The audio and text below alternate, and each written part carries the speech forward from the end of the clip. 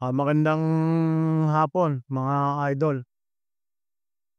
Gusto kong i-share sa inyo kung paano mag-umpisa sa negosyong soft drinks. Una, siyempre kailangan natin ng bodega at pangalawa, sasakyan tulad nito, ito yung gamit ko o kaya tricycle sa umpisa lang muna.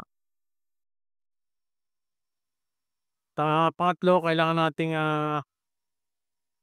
alamin yung tumatakbong presyo ng soft drinks dito sa palibot ng lugar natin at siyempre yung presyo sa bodega o sa mother dealer na pagkukuhanan natin ng stocks. So ako, base sa aking karanasan, nag-umpisa ako sa kapital na 30K at pumikap nga ako ng 80K sa mother dealer at iniikot ko sa mga tindahan dito sa palibot namin.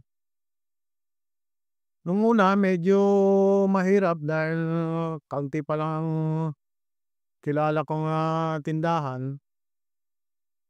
Pero nung araw-araw na akong nag-iikot, dumami na ng dumami yung nakilala kong tindahan na puwede kong pagbagsakan ng soft drinks, kaya yung kinukuha kong 80, kinukulang na.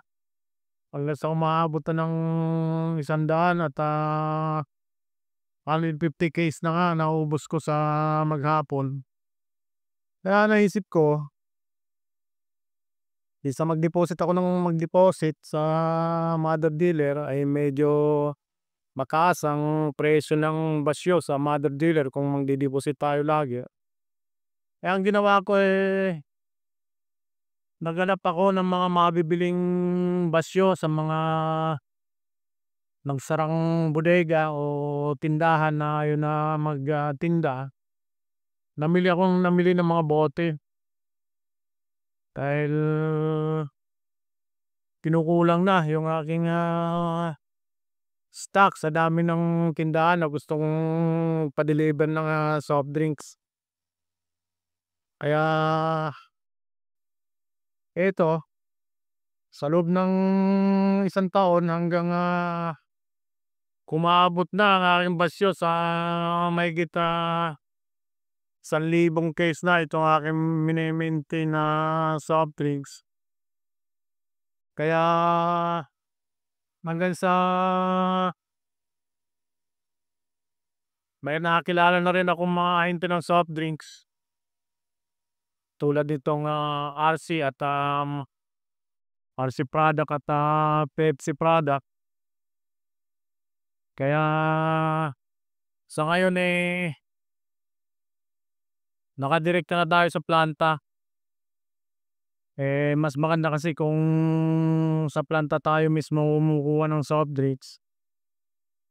Dahil medyo malaki ang discount na binibigay nila sa SRP.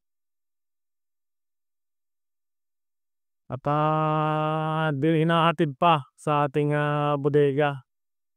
Kaya kahit papaano medyo maayos na ang kita.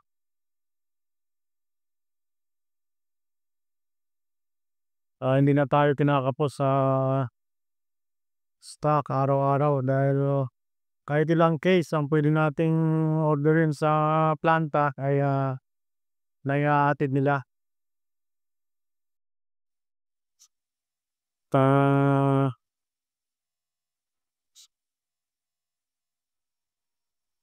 Hindi kaagad cash ang dine-deliver nila dahil after 1 week pa ito bago nila singilin, kaya medyo umiikot muna yung kapital natin. Kaya hindi tayo nagigipik sa budget araw-araw. Mga idol, abangan niyo yung susunod kong video at she-share ko sa inyo kung paano ang step by step kung paano mag-umpisa sa ganitong, negosyo at,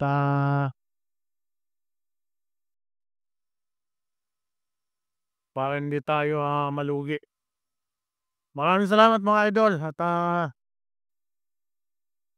abangan niyo ang susunod kong, video.